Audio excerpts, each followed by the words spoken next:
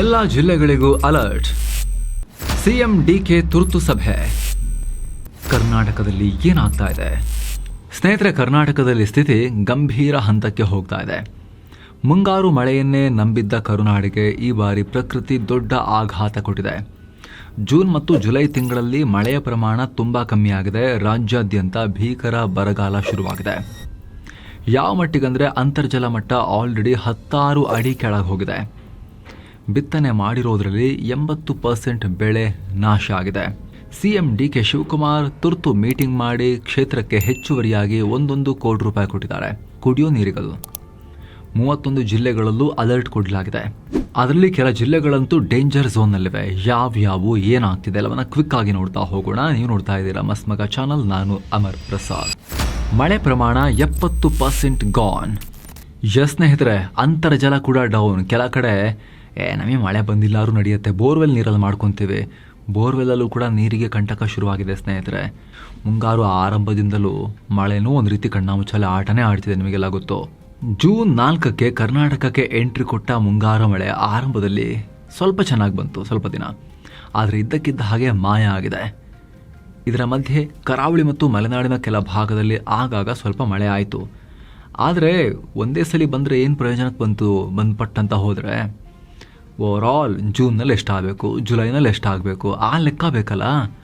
ಮಳೆ ಅಷ್ಟು ಆಗಿಲ್ಲ. ಈಗ ಲೆಕ್ಕ ತೆಗೆದು ನೋಡಿದ್ರೆ ಇದುವರೆಗೂ 60ರಿಂದ 68% ಕಮ್ಮಿ ಮಳೆಯಾಗಿದೆ ಸ್ನೇಹಿತರೆ. ಮುಕ್ಕಾಲು ಭಾಗ ಮಳೆ ಇಲ್ಲ. ಅಲ್ಲದೆ ಬಿತ್ತನೆಗೆ ಇಂಪಾರ್ಟೆಂಟ್ ತಿಂಗಳಾದ ಜೂನ್ ತಿಂಗಳಲ್ಲೇ 42% ಕಮ್ಮಿ ಆಗಿದೆ. ಜೂನ್ ತಿಂಗಳಲ್ಲಿ ಆ್ಯಾವ್ರೇಜ್ ಆಗಿ 116 ಮಿಲಿಮೀಟರ್ ಮಳೆ ಆಗಬೇಕಾಗಿತ್ತು. ಆದರೆ ಆಗಿರೋದು ಜಸ್ಟ್ 87 ಮಿಲಿಮೀಟರ್ ಮಳೆ ಮಾತ್ರ. ಕಳೆದ 5 ದಶಕದಲ್ಲಿ ಇದು 4ನೇ ಅತಿ ದೊಡ್ಡ ಮಳೆಯ ಕೊರತೆಯ ವರ್ಷ ಅಂಥೇಳಿ ದಾಖಲಾಗ್ತಾ ಇದೆ. ಇನ್ನು ಈ ತಿಂಗಳು ಜುಲೈ ತಿಂಗಳಲ್ಲೂ ಸುಧಾರಿಸಲೇ ಇಲ್ಲ ಪರಿಸ್ಥಿತಿ. ನೋಡ್ತಾ ಇದ್ದೀರಲ್ಲ ನೀವು. ಜುಲೈ 19ರ ವೇಳೆಗೆ ಕರ್ನಾಟಕದಲ್ಲಿ ಮಳೆ ಪ್ರಮಾಣ ಹೆಚ್ಚು ಕಮ್ಮಿ ಅರ್ಧದಷ್ಟು ಕಮ್ಮಿಯಾಗಿದೆ.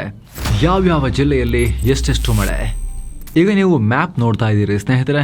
ಉತ್ತರದ ಬಯಲು ಸೀಮೆಯಿಂದ ಹಿಡಿದು ಮಲೆನಾಡು ಹಾಗೆ ದಕ್ಷಿಣ ಕರ್ನಾಟಕದವರೆಗೆ ಎಲ್ಲ ಕಡೆ ಇದೇ ಸ್ಥಿತಿ. ಮೊದಲಿಗೆ ಉತ್ತರ ಕರ್ನಾಟಕದ ಕಡೆಗೆ ಬಂದರೆ 33% ಮಳೆ ಕಮ್ಮಿಯಾಗಿದೆ. ಅದರಲ್ಲೂ ಬೀದರ್ ಕಲಬುರಗಿಯಲ್ಲಿ 51% ಮಳೆ ಕೊರತೆಯಾಗಿದೆ. ಯಾದಗಿರಿಯಲ್ಲಿ 36% ಮಳೆ ಕೊರತೆಯಾಗಿದೆ. ರಾಯಚೂರಲ್ಲಿ 29%, ಕೊಪ್ಪಳದಲ್ಲಿ 39%, ಗದಗ 28% ಮತ್ತು ಧಾರವಾಡದಲ್ಲಿ 34% ಮಳೆ ಕೊರತೆಯಾಗಿದೆ. ಹಾವೇರಿಯಲ್ಲಿ 51%, ದಾವಣಗೆರೆಯಲ್ಲಿ 52% ಕಮ್ಮಿ ಮಳೆ. ದಕ್ಷಿಣ ಕರ್ನಾಟಕ ಮತ್ತು ಮಲೆನಾಡಿನ ಕಡೆಗೆ ಬಂದರೆ ಚಿತ್ರದುರ್ಗದಲ್ಲಿ 29%, ಶಿವಮೊಗ್ಗ 44%, ಚಿಕ್ಕಮಗಳೂರು 44%, ಹಾಸನ 32%, ಮೈಸೂರು 56%, ಚಾಮರಾಜನಗರ 31%, ಮಂಡ್ಯ 21%, ಕೊಡಗಲ್ಲಿ 45% ಮಳೆ ಕಮ್ಮಿಯಾಗಿದೆ. ಹಾಗೆ ಕೋಲಾರದಲ್ಲಿ 31%, ಚಿಕ್ಕಬಳ್ಳಾಪುರ 21% ಮಳೆ ಡೌನ್. ಕರಾವಳಿ ತೆಗೆದ್ರೆ ಅಲ್ಲೂ ಅಷ್ಟೇ. ದಕ್ಷಿಣ ಕನ್ನಡದಲ್ಲಿ ಮತ್ತು ಉಡುಪಿಯಲ್ಲಿ 41% ಮಳೆ ಡೌನ್. ಉತ್ತರ ಕನ್ನಡದಲ್ಲಿ 29% ಮಳೆ ಡೌನ್. ಇನ್ನು ಇರೋದ್ರಲ್ಲಿ ಅತಿ ಹೆಚ್ಚು ಮಳೆ ಬಿದ್ದಿರೋದು ಕೂಡ ಈ 3 ಜಿಲ್ಲೆಯಲ್ಲೇ. ಉಡುಪಿ ಅತಿ ಹೆಚ್ಚು ಅಂದರೆ 1156 ಮಿಲಿಮೀಟರ್ ಮಳೆಯಾಗಿದ್ರೆ, ದಕ್ಷಿಣ ಕನ್ನಡ 973 ಮಿಲಿಮೀಟರ್ ಮಳೆಯಾಗಿದೆ. ಉತ್ತರ ಕನ್ನಡದಲ್ಲಿ 909 ಮಿಲಿಮೀಟರ್ ಮಳೆಯಾಗಿದೆ. ಇನ್ನು ಇಡೀ ಸ್ಟೇಟಲ್ಲಿ ಮಳೆ ಕೊರತೆ ವಿಚಾರಕ್ಕೆ ಸಂಬಂಧಪಟ್ಟಂತೆ ಇರೋದ್ರಲ್ಲೇ ಬೆಟರ್. ತುಂಬ ಕೊರತೆ ಆಗದೇ ಇರೋ ಜಿಲ್ಲೆಗಳು ಕೂಡ ಬೆರಳೆಣಿಕೆಯಷ್ಟು ಮಾತ್ರ. ಅದರಲ್ಲೂ ಕೂಡ 2 ಜಿಲ್ಲೆ, ಬೆಳಗಾವಿ, ವಿಜಯಪುರ ಜಿಲ್ಲೆಗಳು ಮಾತ್ರ. ಬೆಳಗಾವಿಯಲ್ಲಿ ವಾಡಿಕೆಗಿಂತ 7% ಮಾತ್ರ ಕಮ್ಮಿಯಾಗಿದೆ. ಆಲ್ಮೋಸ್ಟ್ ವಾಡಿಕೆಯಷ್ಟೇ ಆಗಿದೆ. ವಿಜಯಪುರದಲ್ಲಿ ವಾಡಿಕೆಗಿಂತ 15% ಮಾತ್ರ ಕಮ್ಮಿಯಾಗಿದೆ. ಹಾಗೆ ತುಮಕೂರು ಮತ್ತು ಬೆಂಗಳೂರು ಗ್ರಾಮಾಂತರದಲ್ಲೂ ಕೂಡ 13-13% ಮಾತ್ರ ಮಳೆ ಕಮ್ಮಿಯಾಗಿರೋದು. ಉಳಿದಂತೆ ಪರವಾಗಿಲ್ಲ ಅನ್ನೋ ಥರದಲ್ಲಾಗಿದೆ. ಸದ್ಯ ಸರ್ಕಾರ ಕೊಟ್ಟಿರೋ ಮಾಹಿತಿ ಪ್ರಕಾರ 178 ತಾಲೂಕುಗಳಲ್ಲಿ ಮಳೆ ಕೊರತೆ ಇದೆ. ಅದರಲ್ಲಿ 158 ತಾಲೂಕುಗಳಲ್ಲಿ ತೀರಾ ಸಾಧಾರಣ ಮಳೆಯಾಗಿದೆ. 20 ತಾಲೂಕುಗಳಲ್ಲಂತೂ ಆಲ್ಮೋಸ್ಟ್ ಮಳೆನೇ ಆಗಿಲ್ಲ. ಕೇವಲ 51 ತಾಲೂಕಲ್ಲಿ ಮಾತ್ರ ವಾಡಿಕೆಯಷ್ಟು ಮಳೆಯಾಗಿದೆ. ಇನ್ನು ವಿಜಯನಗರ ಜಿಲ್ಲೆಯಲ್ಲಿ ಪರಿಸ್ಥಿತಿ ಗಂಭೀರವಾಗಿದೆ ಅಂತ ಖುದ್ದು ಸಿಎಂ ಡಿಕೆ ಶಿವಕುಮಾರ್ ಮಾಹಿತಿ ಕೊಟ್ಟಿದ್ದಾರೆ. ಯಾಕಂದ್ರೆ ವಿಜಯನಗರ ಜಿಲ್ಲೆಯಲ್ಲಿ ಭರ್ತಿ 67% ಮಳೆ ಕೊರತೆ ರೆಕಾರ್ಡ್ ಆಗಿದೆ. ಅಷ್ಟೇ ಅಲ್ಲ, ತೀವ್ರ ಮಳೆ ಕೊರತೆಯಿಂದಾಗಿ ಅಂತರ್ಜಲ ಮಟ್ಟ ಕೂಡ ಅಪಾಯಕಾರಿ ರೀತಿಯಲ್ಲಿ ಕೆಳಗೆ ಹೋಗ್ತಾ ಇದೆ.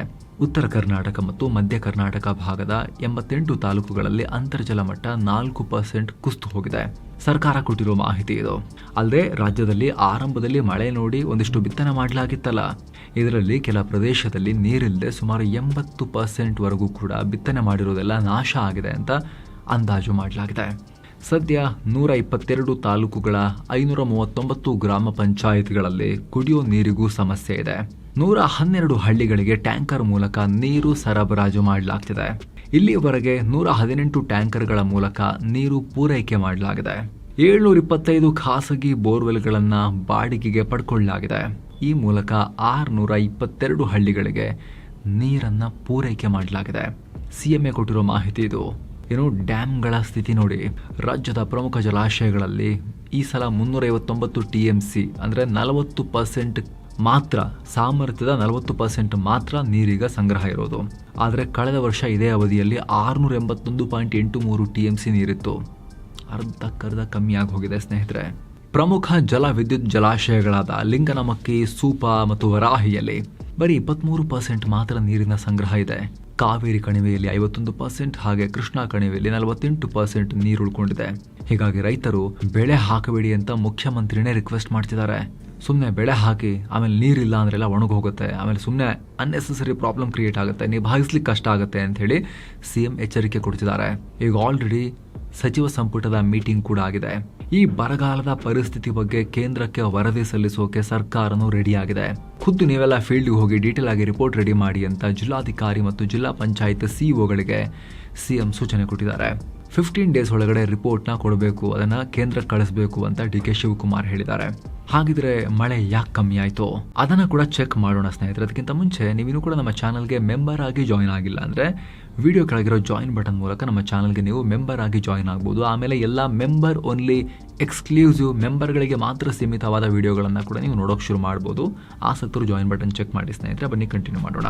ಈ ಸಲ ಮಳೆ ಕಮ್ಮಿ ಆಗಿರೋದಕ್ಕೆ ಹವಾಮಾನ ತಜ್ಞರು 2 ಕಾರಣಗಳನ್ನು ಮುಂದಿಡ್ತಿದ್ದಾರೆ. ಅದರಲ್ಲಿ ಮೊದಲನೇದು, ನಾವು ಕಳೆದ 4-5 ತಿಂಗಳಿಂದ ನಿರಂತರವಾಗಿ ನಿಮಗೆ ಮಾಹಿತಿ ಕೊಡ್ತಾ ಬಂದಿದ್ವಲ್ಲ ಸ್ನೇಹಿತರೆ, ಜಾಗತಿಕ ಮಟ್ಟದಲ್ಲಿ ಶುರುವಾಗಿರೋ ಹವಾಮಾನದ ಪ್ರಾಬ್ಲಮ್ ಆಗಿರೋ ಎಲ್ ನಿನ್ಯೋ ಎಫೆಕ್ಟ್.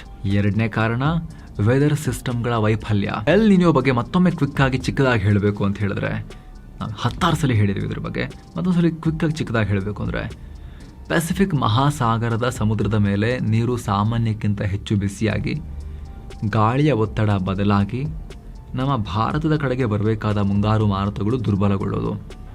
ಇದು ನೇರವಾಗಿ ನಮ್ಮಲ್ಲಾಗೋ ಮಳೆ ಮೇಲೆ ಪರಿಣಾಮ ಬೀರುತ್ತೆ. ಜಗತ್ತಿನ ಬೇರೆ ಕಡೆ ಮಳೆ ಜೋರಾಗಿ ಪ್ರವಾಹ ಆದರೆ ಇದರಿಂದ ನಮ್ಮಲ್ಲಿ ಹಾಗೂ ಇನ್ನೊಂದಷ್ಟು ರಾಷ್ಟ್ರಗಳಲ್ಲಿ ಬರಗಾಲ ಆಗುತ್ತೆ ಮಳೆ ಕಮ್ಮಿಯಾಗಿ. ಇದು ನಮಗೆ ಅದರ ಪೆಟ್ಟು ಬೀಳ್ತಾ ಇದೆ ಈಗ. 2ನೇ ಕಾರಣ ವೆದರ್ ಸಿಸ್ಟಮ್ಸ್ ಫೇಲ್ಯೂರ್ ಅಂತ ಹೇಳಿದ್ರೆ, ಸಾಮಾನ್ಯವಾಗಿ ಜೂನ್ ಜುಲೈನಲ್ಲಿ ಬಂಗಾಳ ಕೊಲ್ಲಿ ಮತ್ತು ಅರಬ್ಬಿ ಸಮುದ್ರದಲ್ಲಿ ಸಾಲು ಸಾಲು ವಾಯುಭಾರ ಕುಸಿತಗಳು ಸೃಷ್ಟಿಯಾಗಬೇಕಾಗಿತ್ತು. ಆದರೆ ಈ ಬಾರಿ ಯಾವುದೇ ಪ್ರಬಲ ಸಿಸ್ಟಮ್ ನಿರ್ಮಾಣ ಆಗಿಲ್ಲ. ಹಾಗಾಗಿ ಮೋಡಗಳು ಬಂದರೂ ಕೂಡ ಮಳೆಯಾಗಿ ಅದು ಸುರಿತಾ ಇಲ್ಲ. ಆದರೆ ಇಲ್ಲಿ ಹವಾಮಾನ ಇಲಾಖೆ ಕೊಟ್ಟಿರೋ ಲೇಟೆಸ್ಟ್ ಅಪ್ಡೇಟ್ ಪ್ರಕಾರ ಬಂಗಾಳ ಕೊಲ್ಲಿಯಲ್ಲಿ ಈಗೀಗ ಲೋ ಪ್ರೆಷರ್ ಏರಿಯಾ ಕ್ರಿಯೇಟ್ ಆಗ್ತಾ ಇದೆ. ಇದರಿಂದ ಜುಲೈ ಕಡೆಯ ವಾರ ಅಥವಾ ಆಗಸ್ಟ್ ಮೊದಲ ವಾರದಲ್ಲಿ ಮುಂಗಾರು ಮಾರುತಗಳು ಸ್ವಲ್ಪ ಚುರುಕು ಆಗಬಹುದು ಅನ್ನೋ ನಿರೀಕ್ಷೆ ಇಟ್ಕೊಳ್ಳಲಾಗಿದೆ. ಹಾಗಂತ ಆಕಾಶ ಕಳಚಿ ಬಿದ್ದಂಗೆ ಜೋರು ಮಳೆ ಬಂದು ಪ್ರವಾಹ ಮಾಡಿ ಮತ್ತೆ 2 ದಿನದಲ್ಲೆಲ್ಲ ಒಣಗಿ ಹೋಗ್ಬಿಟ್ರೆ ಹಂಗಾಗೋದಿಲ್ಲ. ಉಳಿದಿರೋ ಮಳೆಗಾಲದಲ್ಲಾದರೂ ಕೂಡ ಕಂಪ್ಲೀಟ್ ಆಗಿ ಮುಂದಿನ 3-4 ತಿಂಗಳು ಚೆನ್ನಾಗಿ ನಮಗೆ ಮಳೆ ಆಗ್ತಾ ಹೋದರೆ ಮಾತ್ರ ಬೆಳೆಗಳನ್ನು ಮತ್ತೊಮ್ಮೆ ಬಿತ್ತಿ ಬೆಳೆಯೋಕ್ಕೆ ಸಾಧ್ಯ ಆಗುತ್ತೆ, ಕೃಷಿ ಉಳ್ಕೊಳ್ಳುತ್ತೆ. ಇಲ್ಲ ಅಂದರೆ ಮಳೆ ಕೊರತೆ ಆಗಿರೋ ಜಾಗಗಳಲ್ಲಿ ಬಹಳ ಪ್ರಾಬ್ಲಮ್ ಆಗುತ್ತೆ. ಯಾಕಂದರೆ ಮಳೆ ಚೆನ್ನಾಗಿ ಆಗಿಲ್ಲ ಅಂದರೆ ಡ್ಯಾಮ್ಗಳಲ್ಲೂ ಕೂಡ ನೀರಿನ ಪ್ರಮಾಣ ಜಾಸ್ತಿ ಸಂಗ್ರಹ ಇರೋದಿಲ್ಲಲ್ಲ, ಆವಾಗ ತುಂಬ ಪ್ರಾಬ್ಲಮ್ ಆಗುತ್ತೆ. ಹೀಗಾಗಿನೇ ಕರ್ನಾಟಕ ಸರ್ಕಾರದ ಮಟ್ಟದಲ್ಲೂ ಕೂಡ ಕೋಡ್ ರೆಡ್ ರೀತಿಯ ವಾತಾವರಣ ಇದೆ, ಎಲ್ಲ ಆತಂಕದ ವಾತಾವರಣ. ರಾಜ್ಯಾದ್ಯಂತ ಬರ ಪರಿಸ್ಥಿತಿ ನಿಭಾಯಿಸೋಕೆ 379 ಕೋಟಿ ರೂಪಾಯಿ ಮೀಸಲಿಟ್ಟಿದ್ದಾರೆ. ರಾಜ್ಯದಲ್ಲಿ ಮಳೆ ಕಮ್ಮಿ ಆದರೆ ಫುಡ್ ಸೆಕ್ಯೂರಿಟಿಗೆ, ರೈತ ವರ್ಗಕ್ಕೆ, ಅವರ ಆದಾಯಕ್ಕೆ, ಆಟೋಮೊಬೈಲ್ ಕ್ಷೇತ್ರಕ್ಕೆ ಎಲ್ಲದರ ಮೇಲೂ ಕೂಡ ನೆಗೆಟಿವ್ ಪರಿಣಾಮ ಆಗುತ್ತೆ. ಆದರೆ ಆತಂಕ ಏನು ಅಂದರೆ, ಇದರಲ್ಲಿ ನಾವು ಮಾಡೋಂಥದ್ದು ಬಹಳ ಏನೂ ಇಲ್ಲ. ಮಳೆನ ಬಾ ಅಂಥೇಳಿ ಬರ್ಸ್ಲಿಕ್ಕಾಗಲ್ಲ. ಸರ್ಕಾರ ಆದೇಶ ಹೊರಡಿಸ್ಬಿಟ್ಟು ಸೈನ್ ಹಾಕಿ CM ಬೀಳಪ್ಪ ಮಳೆ ಅಂಥೇಳಿ ಬೀಳಿಸ್ಲಿಕ್ಕಾಗಲ್ಲ. ಮೋಡ ಬಿತ್ತನೆ ಕೂಡ ಅಷ್ಟೊಂದು ಎಫೆಕ್ಟಿವ್ ಅಲ್ಲ. ನಿಮಗೆ ಈ ರಿಪೋರ್ಟಲ್ಲಿ ನಾವು ಅದ್ರ ಬಗ್ಗೆ ಕೂಡ ಲಾಸ್ಟ್ ಮಂತ್ ಮಾಹಿತಿ ಕೊಟ್ಟಿದ್ವಿ. ಹಾಗಾಗಿ ಮಳೆ ಚೆನ್ನಾಗಾಗಲಿ ಅಂಥೇಳಿ ಹಾರೈಸೋದೊಂದೇ ಉಳಿದಿರೋ ದಾರಿ ಈಗ. ಮತ್ತು ನೀರನ್ನು ಮಿತವಾಗಿ, ಹಿತವಾಗಿ, ತುಂಬ ಎಫಿಷಿಯೆಂಟಾಗಿ ವೇಸ್ಟ್ ಮಾಡದೆ ನಾವು ಪರಿಣಾಮಕಾರಿಯಾಗಿ ಬಳಸೋದೊಂದೇ, ಇರೋ ನೀರನ್ನು ಬಳಸೋದೊಂದೇ ದಾರಿ. ಮತ್ತು ಬೆಳೆ ಬೆಳಿಬೇಕಾದ್ರೂ ಕೂಡ ಜಾಸ್ತಿ ನೀರು ಮಳೆ ಮೇಲೆ ಡಿಪೆಂಡ್ ಆಗದೇ ಇರೋ ಥರ ಪ್ಲ್ಯಾನ್ ಮಾಡಿಕೊಂಡು ಕಮ್ಮಿ ನೀರು ಬೇಡೋ ಬೆಳೆಗಳನ್ನು ಬೆಳೆಯೋದು, ಆಯಾ ಜಾಗಕ್ಕೆ ಸೂಟ್ ಆಗೋ ಹಾಗೆ ನೋಡ್ಕೊಂಡು ಪ್ಲ್ಯಾನ್ ಮಾಡೋದು, ಕೃಷಿ ಅಧಿಕಾರಿಗಳೊಂದಿಗೆ ಚರ್ಚೆ ಮಾಡ್ಕೊಂಡು ಮಾಡೋದು ಇಂಪಾರ್ಟೆಂಟ್. ಕೃಷಿ ಅಧಿಕಾರಿಗಳು ಕೂಡ ರೈತರ ಹೊಲಗಳಿಗೆಲ್ಲ ಹೋಗಿ ಚರ್ಚೆ ಮಾಡಿ ಅವರಿಗೆ ಇದ್ರ ಬಗ್ಗೆ ಅವೇರ್ನೆಸ್ ಆದಷ್ಟು ಬೇಗ ಮೂಡಿಸ್ಬೇಕು. ಇದ್ರ ಬಗ್ಗೆ ನಿಮಗೇನು ಅನಿಸ್ತಾ ಇದೆ? ನಿಮ್ಮದು ಯಾವ ಊರು ಸ್ನೇಹಿತರೆ? ನಿಮ್ಮ ಊರಲ್ಲಿ ಮಳೆ ಬಗ್ಗೆ ಏನು ವಾತಾವರಣ ಇದೆ? ನೀವೇನು ಬೆಳಿತೀರಿ? ಮಳೆ ಕೊರತೆ ಆಗ್ತಾ ಇದೆಯಾ ಅಥವಾ ಸಫಿಷಿಯೆಂಟ್ ನೀರು ನಿಮಗಿದೆಯಾ? ಬೋರ್ವೆಲ್ಲ, ಹಳ್ಳನ, ಬಾವಿನ, ಕೆರೆನ ಅಥವಾ ಕಂಪ್ಲೀಟ್ ಮಳೆ ಮೇಲೆ ಡಿಪೆಂಡ್ ಆಗಿದ್ದೀರಾ? ಏನು ಸ್ಥಿತಿ ಇದೆ ಅದನ್ನು ನೀವು ಕಾಮೆಂಟ್ ಮಾಡಿ ತಿಳಿಸ್ಬೋದು. ಹಾಗೆ ಕಡೆದಾಗಿ ಕ್ವಿಕ್ ರಿಮೈಂಡರ್, ಆಸಕ್ತ ವೀಕ್ಷಕರು ವಿಡಿಯೋ ಕೆಳಗಿರೋ ಜಾಯಿನ್ ಬಟನ್ ಮೂಲಕ ನಮ್ಮ ಚಾನಲ್ಗೆ ಮೆಂಬರ್ಸ್ ಆಗಿ ಜಾಯ್ನ್ ಆಗ್ಬೋದು. ಮತ್ತೆ ಭೇಟಿ ಆಗ್ತಿರೋಣ ಸ್ನೇಹಿತರೆ. ನಮಸ್ಕಾರ.